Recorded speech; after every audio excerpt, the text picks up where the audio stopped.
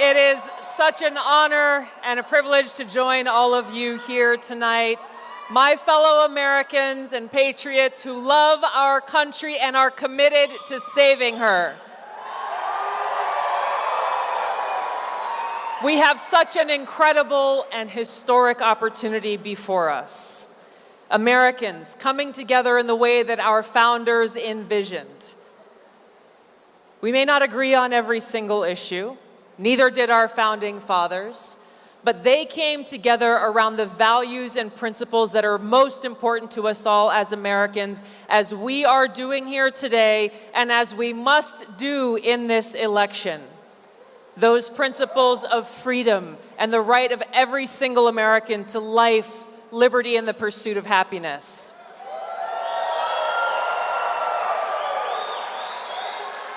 You know, I joined the Democratic Party over 20 years ago.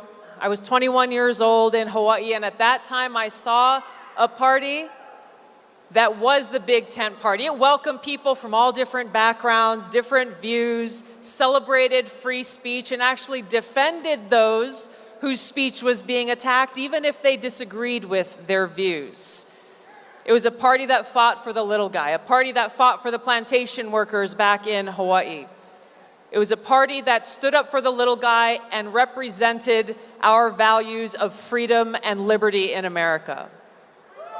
You fast forward to where we are today. I left the Democrat Party because now it stands for the exact opposite of all of those things.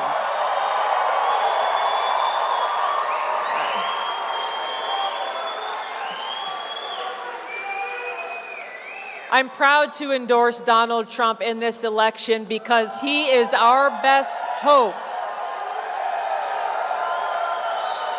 He is our best hope to bring about historic transformational change, to stop the censorship of free speech in America, to stop the weaponization of our law enforcement and Department of Justice against everyday Americans, including first and foremost Donald Trump. I never would have imagined as an American and as a soldier that we would live in a country in my lifetime where we would feel like we have to self-censor what we say, that we couldn't criticize our own government for fear of them labeling us as a domestic terrorist. But this is the country that we live in.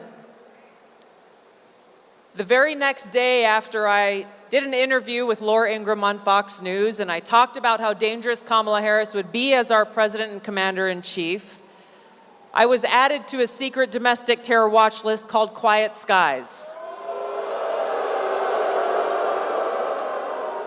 Shortly after, an FBI agent named Steve Friend blew the whistle on how the FBI agents were being used essentially as the Democrats' police force to go after their political opponents.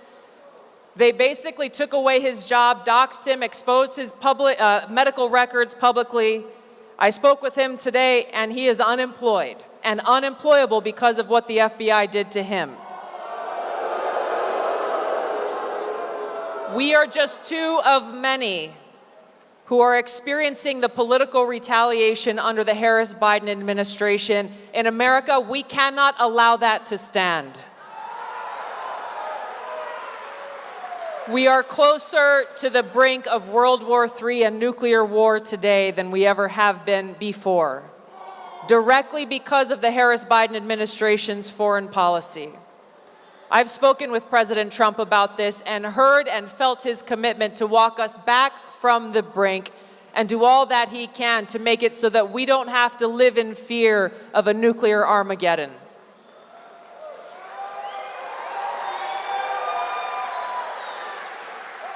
Too many Americans are struggling just to afford the basic necessities of life. No matter how many times we've heard Kamala Harris and Joe Biden over these last 4 years tout and celebrate how Bidenomics has been great for America, it's really a slap in the face to Americans who are struggling just to pay the bills. It's almost as though they're out of touch with the reality that the American people are living all across the country. It's almost as though they're speaking from an ivory tower saying how great they are and patting themselves on the back, while people are struggling for crumbs on the streets. This election isn't really about Democrats versus Republicans. This election really isn't about the left versus the right. It's about choosing, we the people choosing our government, and the choice is between freedom versus tyranny.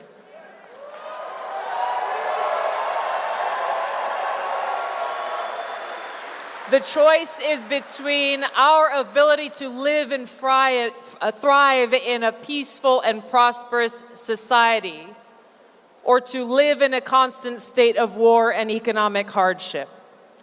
Our founding fathers said that our government only exists with the consent of the governed. It's up to us to save our country. It's up to us to save our world. Our best hope to do that in this election is doing all we can, not only to vote for Donald Trump, but to make sure your friends and family do the same. This is a must-win state in Nevada, and our mission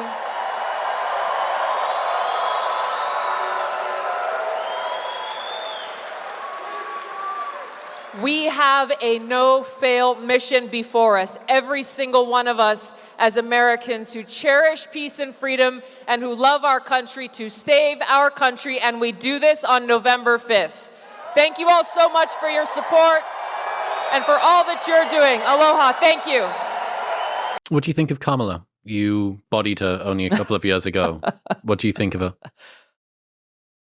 The same thing that I thought of her back then is she and this was what I warned people against in 2019, is she is incapable and unfit to be president and commander in chief. She would be very dangerous in that position, not only because she will be easily manipulated and controlled by those unelected powers that be that we talked about, but also, as we discussed, would immediately feel like she needs to exert and show strength, and that would come at an incredibly high cost to our men and women, my brothers and sisters in uniform, to our country, and quite frankly, to the world, especially given the situation that we're facing today, where, we're on the brink of war with Russia and China, Iran, North Korea, just to name a few. Oh, and also, by the way, we are closer to the brink of nuclear war now than ever before, certainly in our lifetimes. And so in any one of these examples, it takes one spark for any one of these situations to quite literally blow up.